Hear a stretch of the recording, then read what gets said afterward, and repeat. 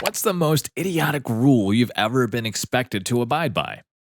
Story 1. In my sophomore year of high school, our old principal got a promotion to the district office. He was replaced by someone who had literally just moved to the area and knew next to nothing of the well established culture of our small town. So, after a few weeks, he noticed a quote unquote problem around the campus. He saw many people wearing purple and gold in copious amounts and in ridiculous ways every Friday, and he was sure it had to be related to gang involvement. Rather than ask anyone about it, he called an emergency assembly in which he lectured us all about the seriousness of this issue. He informed us that from that point on, if anyone were to wear either of these colors at school, they would be put in detention for the remainder of the day and their parent or guardian would have to come to pick them up. People laughed and rebelled, wearing more purple and gold on more days, and the detention room was overflowing almost every day. 2 months later, he found out that purple and gold were our school colors. People were dressing up like that on Fridays to show support and pride for whatever sports team had a game that day, as was the tradition of our town for the past 60 years or so. To show how stupid he felt, he called another emergency assembly, but this time to apologize,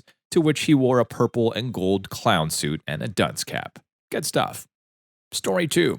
I went to a Catholic school from 1st to 8th grade, so you can imagine just how many absolutely ridiculous rules we had to follow. But I think the worst was when we got a male principal, and he made a rule that we were no longer allowed to wear shorts under our skirts. At the time, I was only upset about it because it made no sense to me, since no one could even see the shorts, but once I got older, I realized just how sick it was.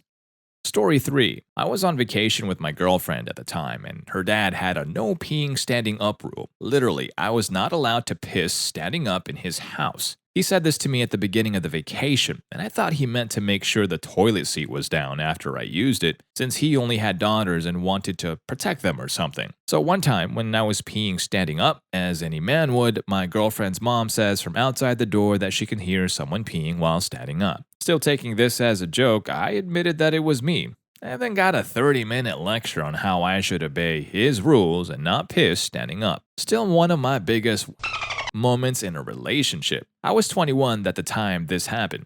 I was never given the true reason for this rule. He just said something about protecting his daughters, maybe not wanting to hear a man peeing or something. I wasn't really paying attention during his lecture, so most of it went over my head. I listened to him lecture me because he was a military man. My girlfriend's parents already hated everything I did, and I didn't want to cause any more problems.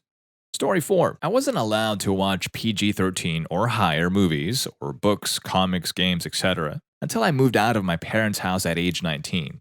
Additionally, I wasn't allowed to have my computer in my room. Not entirely unreasonable, but the weird thing about that is it kept being true after I got married and was just visiting.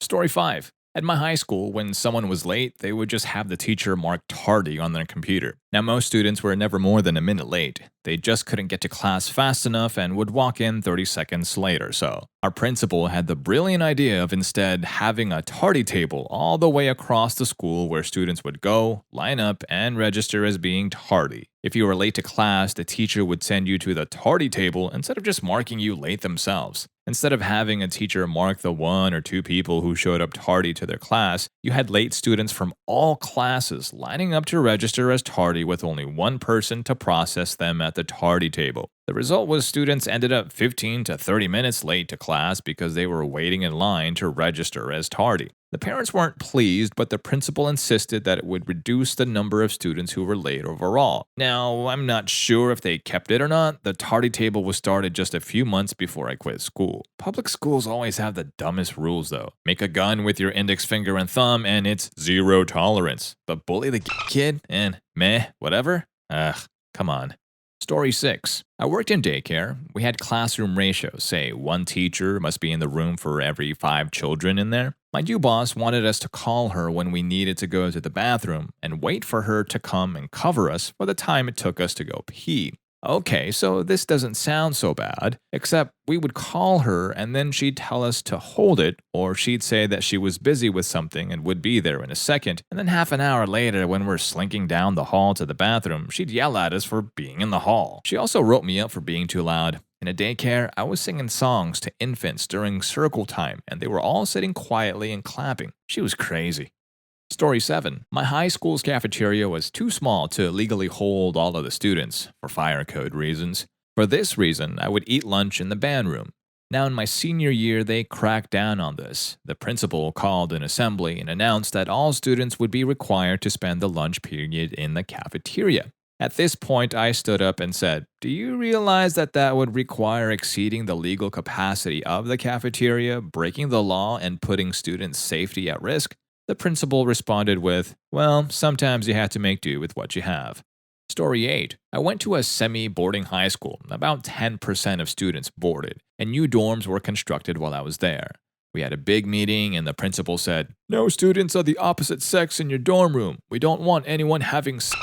That's a bit paraphrased. One of the students stood up and said, "What about the gay kids? They get to have sex."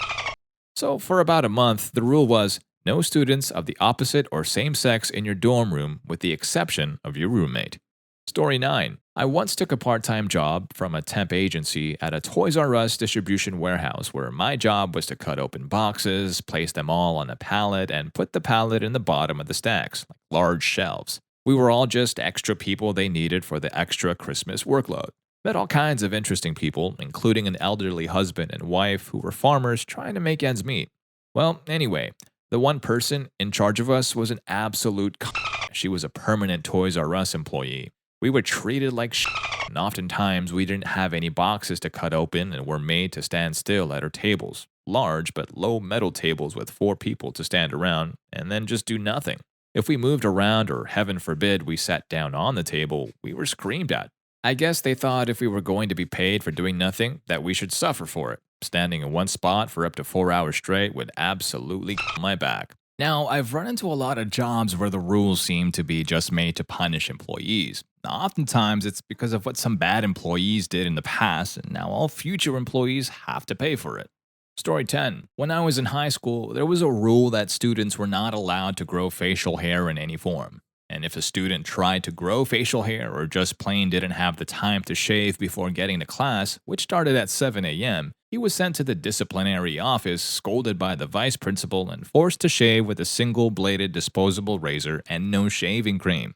Many of my friends faced this very same punishment, and I asked several teachers why this rule was in effect. Most of them simply stated that they just didn't know. I got one answer out of the dozen teachers I asked, and that was, "It's so that the students don't look like they're older and get mistaken as faculty. This would allow them to roam the halls and not get sent back to class." To which I could only respond, "Why don't you just learn what your coworkers look like?" The football coach was not happy with me after that. Story 11. Let's see. I worked a ton of overtime because I was the last person on my team who hadn't quit because my manager was such an imbecile and a bitch. So I was stuck doing the work of an entire team, working late into the night, often past midnight and over many weekends. Then she decides that I don't get any, not even 15 minutes of flex time. So if I have to miss 15 minutes of work, I have to report it and then get docked. Then she decides if I'm 5 minutes late to work, I have to report it and it will show negatively on my performance review. So yeah, I don't work at McDonald's. I work as a software analyst for a major university, and I've never been treated so poorly in my life. So I quit and moved to a different department where we can pretty much come and go as we please, so long as the work gets done. Still put in loads of overtime, but am more than happy to now. Story 12. I was in Catamavic, which is a Canadian program that is basically a government-sanctioned cult where youths of 17 to 22 years old get to travel to 3 places in Canada doing volunteer work. They cover your transportation, housing, and activities, and you get a quote-unquote allowance of $3 a day. Now, it sounds great if you want to travel and have no savings, except they have some bizarre rules which make it sort of like a hippie-ish commune where everyone is supposed to love everyone else equally. You are not allowed to have close friends or partners at all. So here we were, a bunch of 17 to 22-year-olds stuck in rural Manitoba in minus 45-degree winter weather with no TV or recreation at the house except lots and lots of snow. Oh yeah, and cows. What do you think happened? Out of 11 people, 8 of them hooked up. We had to meet each other in secret because we would get disciplined if it was found out. On our quote-unquote weekend off, a bunch of us decided to get hotel rooms and, gasp, couples shared rooms together. Our group leader disciplined us and gave us strikes. I already had 2 strikes for insignificant things, so I was told to leave the program. I was also disciplined because I spent too much time hanging out with a female friend instead of like 6 people at once singing in a circle like they wanted us to do. It was a pretty bizarre social experiment, kind of like Big Brother, except nobody wins. Story 13. So, for a long time at our school, our local fire marshal has come in unannounced to check and see if we're up to fire code and safety standards and whatnot. This is fine and all, except they're crazy strict about it. Like, we can get a $500 fine for a book bag leaned up against a wall in a hallway because it could, quote, impede an emergency escape or something. The administration frequently threatens to put these fines on whoever's book bag it is, but nobody takes that seriously and they've never done it. So it's a stupid rule, but it doesn't really bother the students other than the principal. Starting at the beginning of this year, the math department, which is notorious for being a clique and always trying to pass stupid rules through the administration, decided we weren't allowed to bring our book bags to their classes anymore. Their reasoning behind that was, we might trip on them, to which I thought, well, you're seemingly competent women and no other teacher I've ever known has had this rule. Why don't you ask if one of your fellow faculty members how they miraculously avoid the book bags? But I never actually said this. They told us to leave them in our lockers, to which we responded that they don't fit and that going to our lockers would make us late to class. Our lockers are a long way from the math department, and that's why we just carry all of our books in our book bags. To which they basically responded, tough shit. So we started leaving them against the walls in the halls outside the classrooms. Cue a surprise fire marshal inspection while 5 math classes are going on. From what I've gathered from non-math teachers I've asked, our school got fined somewhere around $5,000 to $10,000. The day after we got that fine, there was a meeting with the administration and the math department. I was signing out to go to a doctor's appointment when they came out of the office looking whiter than snow. When our teacher announced that rule being revoked in our calculus class, there was a standing ovation. Taught me a good lesson that as power increases, stupidity stays the same. Story 14. During my junior year of high school, we had an assistant principal come into my math class to lecture the students on their behavior. I'll admit that the class did have some behavioral issues, but I and a handful of others weren't being problematic students. The assistant principal asks everyone in the room to sign a piece of paper with a list of new rules that this class will be enforcing, with a great many of these rules being pretty ridiculous, and then threatening suspension for any rule violators. A few that I can still recall are no leaving your seat under any circumstances without permission, no turning your head or breaking eye contact with the teacher, no talking to another student at any time without permission, absolutely no speaking out in class without permission. The entire time the assistant principal is reading this list, I can't help but feel like I'm being unfairly punished because of the conduct problems of others. It felt to me like I was being drilled by a staff sergeant for something that I didn't do, forced to follow a ridiculously strict set of rules.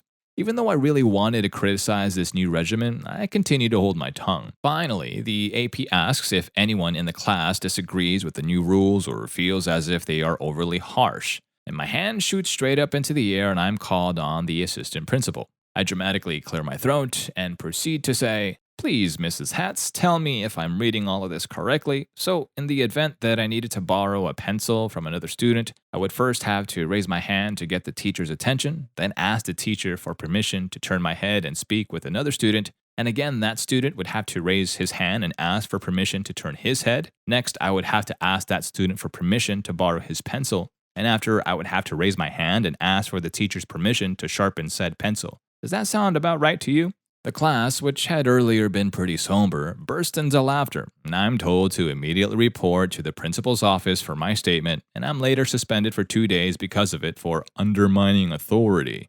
Story 15. I went through basic training and advanced training in the Army, and it was like being in a cage full of not a single damn person knew how to think for themselves. The ones who were allowed to a bit would do stupid shit like making us rake lines in the sand so that it looked nice in the rain. What the actual Another one. Wake up at 4:30 a.m., be outside and be ready to march at 5. Roll call, then exercise field at 5:30 sharp. Must do quote-unquote standard physical training. Look up Army SPT and see how that is. It doesn't help at all. Not allowed to take soldiers running for 2 miles. 1 mile and 3 miles is okay, but not 2 miles because that's how long the physical test is for. Not allowed to do 2-minute push-ups and sit-ups for the same reason. 1 minute is okay though, as is 3 minutes. 2 minutes is not okay. Anyways, I digress. That's not the stupid part. 6:30 we're done with PT. The march towards the dining hall, get there at 7 despite it being 5 minutes away. At 7:30 we're required to be outside, showered, with the room clean, in our day's uniform and ready to go to training or daily duty. Regardless of if you want breakfast or not, or if you want to eat some fruits or whatever, everyone must stand in the hot food line with a tray. If you are at the end of the line, you will not shower, shave, or clean your room. You will be lucky to get outside with your boots on. So this inevitably means you will be destroyed by superiors for the rest of the week. Another stupid rule: fail PT test running because it's 17 degrees in January and you haven't run all Christmas break. You passed push-ups and sit-ups. For remedial training right after dinner, they make you do only push-ups and sit-ups. Can't run, won't take you to the track. If you run sprints on concrete, get shin splints, and are told you aren't allowed to run or jog for 4 months. End result: perpetually fail PT test. I could go on, but I won't. Thank God I got out. Story 16. This will get lost in the shuffle and it's far from the stupidest rule mentioned here, but maybe I just want to vent. Up until a couple of weeks ago at work, it was the general policy for the floor associates where I worked to have to stay over past our scheduled end of shift until all the work was done. They'd been understaffing us, so of course nothing ever got done the way it was supposed to in the course of an ordinary shift. Meanwhile, since the cashiers are on some different shift scheduling system that is more closely monitored by the home office or something, they had got to leave right when they were scheduled to leave at a closing time, instead of being able to come out and help on the floor to get the work done quickly and efficiently. Alright, cool, whatever.